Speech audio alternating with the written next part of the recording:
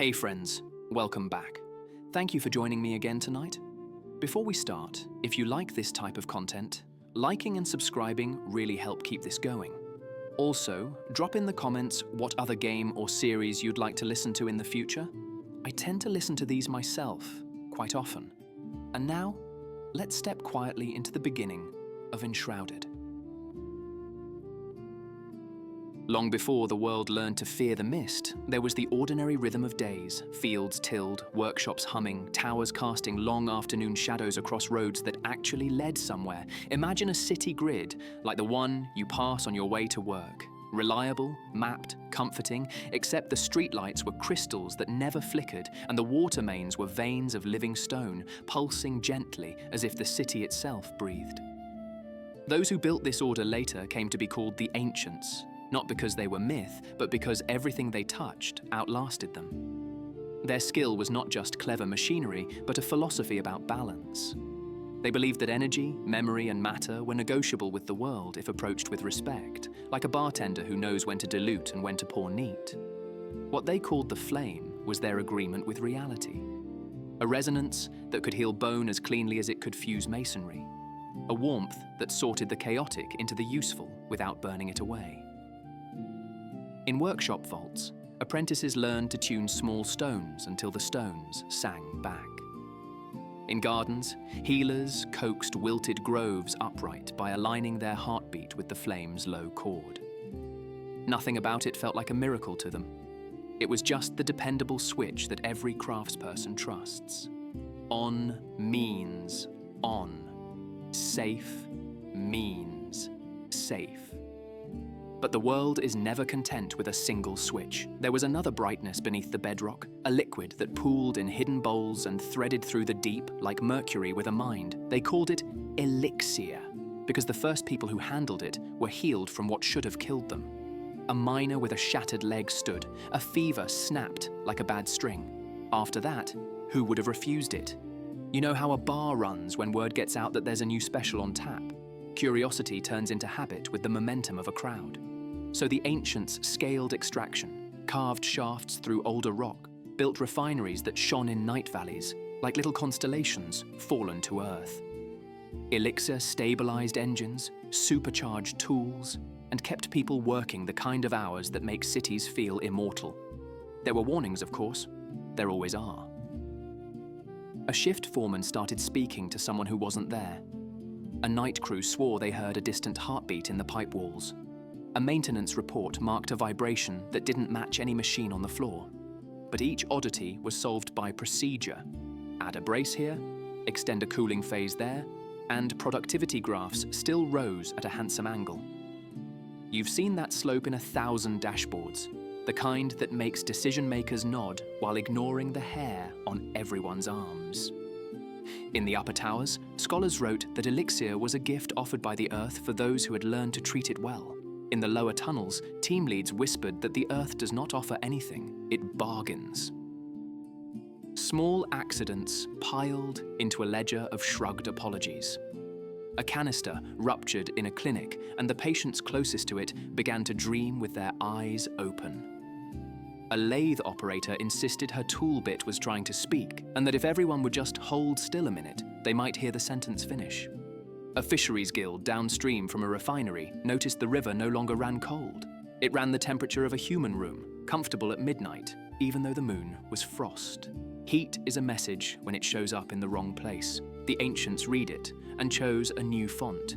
If elixir bled warmth and whispers, the solution was to keep it perfectly contained, pressurized, and disciplined by the flame's harmonics.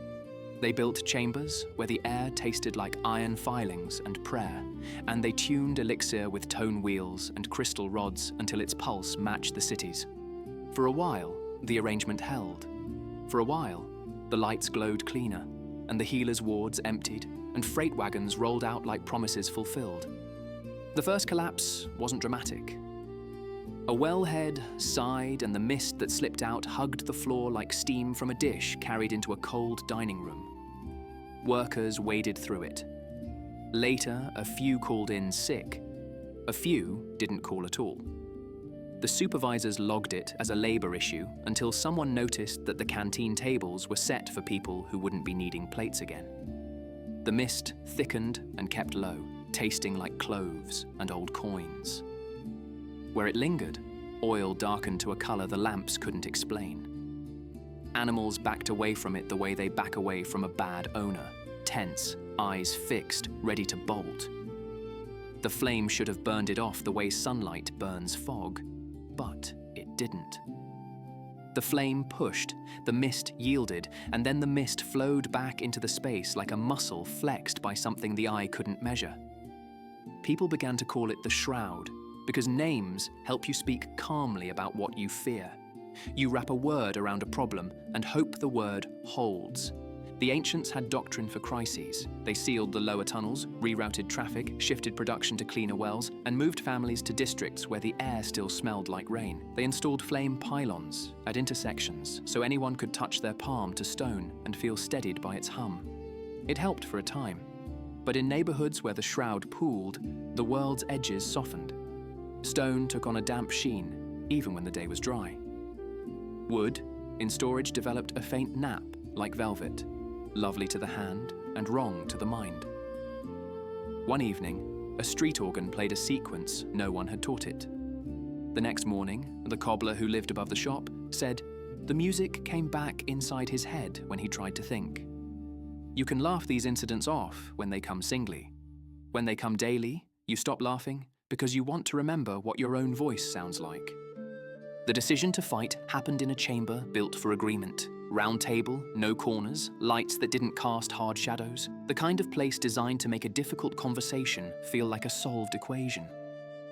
Field teams argued for distance, pull back, quarantine, let the shroud starve without minds to lean on. Engineers argued for pressure. Push more flame into the grid, burn it out like an infection brought to a clean boil. Healers argued for time, sedate the affected, keep them cool and quiet, listen for patterns. The vote was a compromise that satisfied no one and included everyone. Teams would draw the shroud into designed basins, compress it with tuned pylons, and use elixir itself as a conduit to trap and digest the thing that elixir had invited. It almost worked. For a week, it more than almost worked. Basins stayed dark, streets dried, people slept. You know the relief after 3 nights on your feet, when a shift finally ends, and the bar lights dim, and the chairs flip, and the floor is clean. The city felt like that. Scrubbed, quiet, almost itself. Then, a basin wall pulsed and broke, as if something had pushed from the inside. The shroud didn't erupt. It unfurled, slow, deliberate, a fabric laid over everything that made people people. The flame pylons flickered, uncertain, like a row of candles near a door that someone keeps opening. Voices rose in 2 registers at once. Eyes held reflections of rooms they weren't in. The shroud had learned the grid and learned the people who kept it. The most dangerous student is the one who can take your manual and read you back to yourself.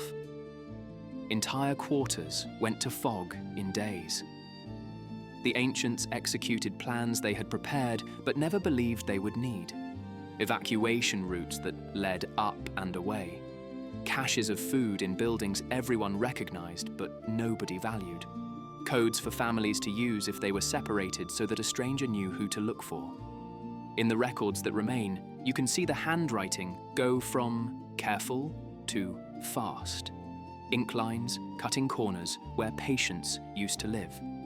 And then there are the vaults. The idea was older than the emergency, a quiet project with no parade.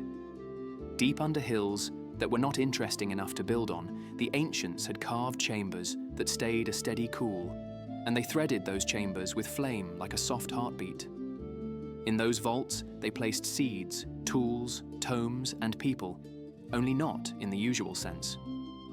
The vaults held bodies, yes, and minds, yes, but the arrangement was neither sleep nor death. It was a pause so perfect you couldn't tell a pause from a beginning. The people chosen to lie there were called many things: the last bet, the reserve, the dawn shift, but the name that stuck was Flameborn. They were made, not selected. Built from templates the ancients had crafted when hubris still looked like ambition, the Flameborn were meant to wake only if the world dropped the tray and broke the plates. They would not be stronger than anyone else, not exactly. They would be aligned. Touch a Flameborn's palm to a dead pylon, and the pylon would remember how to be a pylon. Ask a Flameborn to listen at a door where the shroud whispered, and they could tell you whether the voice was outside or in your own head. Imagine waking into that job, no memory of the city's ordinary days, only the smell of copper and clean stone, the low thrum of a heart that isn't yours but wants you to share it. You open your eyes to devices that have waited so long, they forgot how to name themselves. Labels crumble in your hands. You step into halls lined with the patience of centuries, and the first breath you take tastes like the inside of a bell. When you surface, the world is a table after closing. A few chairs overturned, a glass left half full for a person who paid and never drank, light pooling on surfaces that needed wiping hours ago. Across the slopes, wind pushes at waist-high grasses that grew without anyone to tell them to stop. From the valleys, a pale fog drifts like a customer who won't take a hint. It stays at the threshold and waits to be invited. The work of the newly woken is a slow choreography. You find a flame altar, a pedestal of stone that looks like it learned grace from water, and you press your palm against it. You don't ignite it so much as persuade it.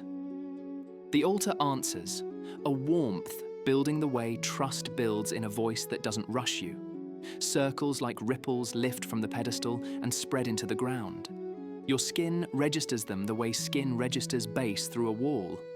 Where the ripples pass, lichens brighten, a hinge releases, a door remembers swing and settles on its pins like a shoulder rolling back into socket. The shroud does not flee. It recedes a few steps as if to study a form. It stays in the hollows and watches you like a cat that has seen hands both feed and strike. In the places the shroud occupies, corners grow round and sharp edges blur as if someone were sanding the world for safety and not knowing when to stop. You learn the rule quickly. Do not linger in the fog. Carry the flame's frequency on your body like a key and move with it. Every minute you keep, the world keeps for later. Ruins teach more than teachers. In a broken observatory, you find lenses that still align stars you can't see for the haze. In a school whose desks are perfectly arranged and dusted with a century of ash, a slate shows a lesson on harmonics, and the last note on the staff is missing like a word on the tip of the tongue. In a refinery, the pipes ring if you strike them with bone instead of metal, and if that jars you, good, it should. Not because bone is sacred, but because your body knows which materials belong to which actions. The shroud mixes categories. It wants you to forget the rules you grew up on. The flame insists the rules can be set back gently, like glassware, nested after washing. Between them, you stand, not as a warrior storming a breach, but as the person who turns the lights on correctly when a building has been shuttered for too long, one bank at a time, hand on the panel, listening for hums that mean health and buzzing that means trouble. You meet people, not many at first, a farmer whose fields lie just above the fog line. He ties bells to his boots so his wife knows he's still himself when he comes home. A caravan that travels ridge paths no map admits exist. Their wagons are wrapped in fabric, dyed the color of kitchens. Warm, forgiving. So the mind has something kind to look at when the road goes cruel. A healer who has set up her practice in the shell of a bathhouse. She boils water not for cleanliness, but for the noise, because the shroud does not enjoy competition, and the sound of a good boil keeps its thoughts from getting through the walls. They do not ask you to save them. They ask if you will come by again tomorrow and put your hand on the doorframe because the wood creaks less afterward and sleeps better without splinters. The hero fantasy wears a different uniform here. It's maintenance, it's hospitality, it's showing up. Of course there are creatures. In the scrub at dusk, you catch a glimpse of a stag whose antlers have braided into a lattice no forest should teach. In a ravine, you hear the careful tread of something that used to be a person and now wears their stance like bad tailoring. They are not villains in the way a storybook draws them. They are the cost of a loan gone wrong. When you fight, and you will, you learn to push with the flame's rhythm, to strike not where the shroud's body is thickest, but where its pattern is weakest, the way a good tap loosens a stubborn cork while brute force just shatters glass. Victories are not loud. They feel like removing a stain without fraying the fabric. Defeats feel like getting the fabric wet and setting the stain deeper with heat you didn't mean to add. In time, the work draws you toward deeper structures, wells where the earth's throat opens and breathes the shroud in tides, and caverns where the walls ripple slowly as if the stone remembered it used to be clay in somebody's patient hands. The ancients left machinery here. Racks of tuning forks the size of bell towers, conduits like ribs, plates etched with patterns that make your eyes water if you look too long. You understand the plan at last. They meant to thread elixir with the flame so finely that one would forever police the other. What they built, the Shroud learned. What the Shroud learned, it twisted, not out of malice perhaps, but out of an instinct like mold expanding across a forgotten loaf. The correction you carry is not scorched earth. It is a recipe rewritten line by line without the flowery fingerprints the old cooks left behind to show they were human. On the best evenings, you climb above the line where the fog ends and watch the light collapse into color over hills that look untroubled from this distance.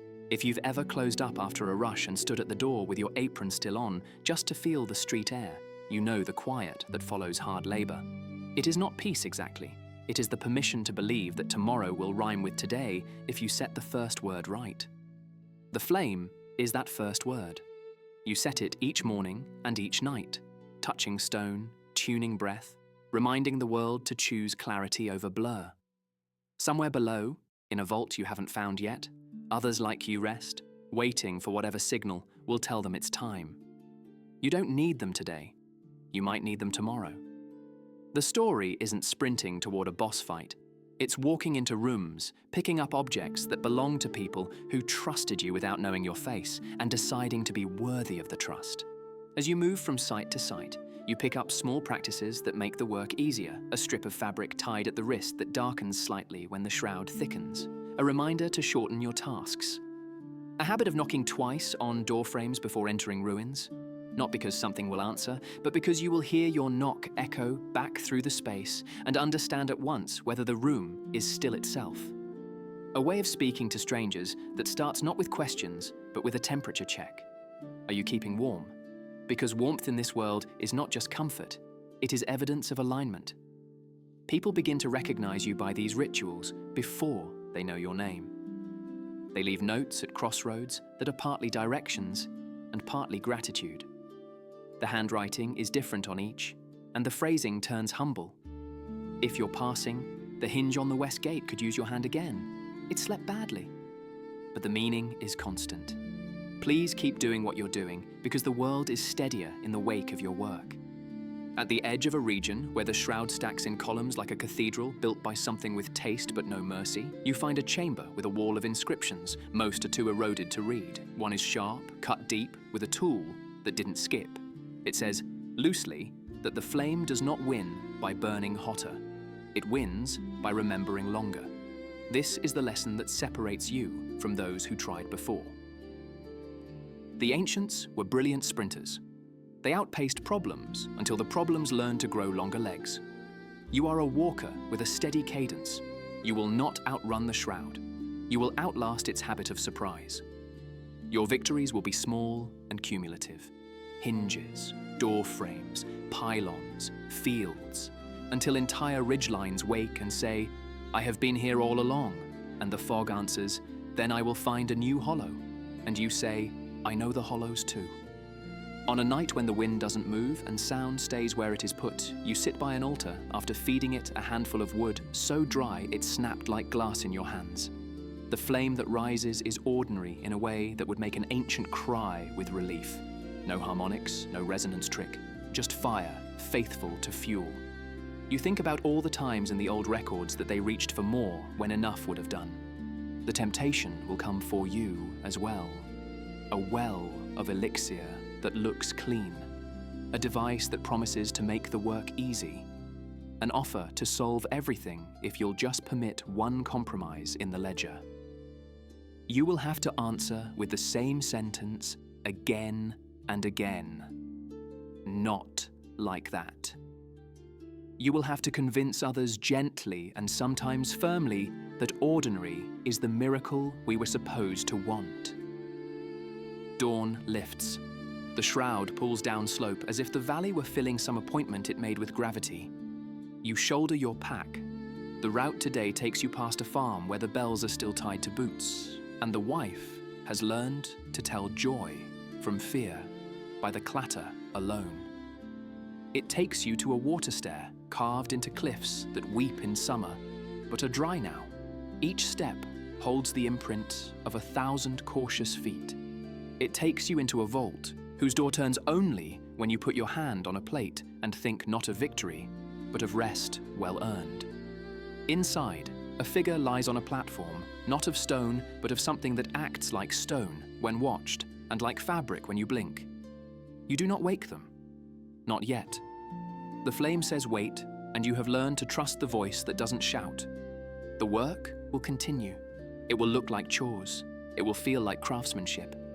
There will be days when the shroud speaks so sweetly you answer before you know your mouth opened, and you will step back, recenter, apologize to yourself without drama, and start again. There will be nights when the flame gutters because the wind has opinions, and you will cup your hands and protect it as if protecting it protects you, which it does. There will be discoveries that make the ancients feel like people you could have had coffee with, and others that make you glad they're gone. Through all of it, the world will become familiar in the way a long shift becomes manageable once you've memorized where everything is kept. You will know which drawer sticks, which tap runs fast, which regulars need their glass turned a quarter turn clockwise to feel seen. You will know which hillside opens to sun first, and which alley never quite shakes the chill even at noon. You will make the world your bar to close and open with care. When people ask someday what the beginning of the age after the shroud felt like, they will expect you to say it was a battle. You will tell them the truth. It was a practice. Touch the stone, warm the hinge, light the room, walk the route, leave a note, come back tomorrow, and the tomorrow after that, until the city that taught you nothing about heroics and everything about hospitality remembers the taste of simple air, and the fog learns boredom, and the flame hums a chord so steady the world cannot help but harmonize. That is how origins really work. Not in a single strike, but in the repetition of a kindness so consistent that even the mist eventually forgets what it came to do.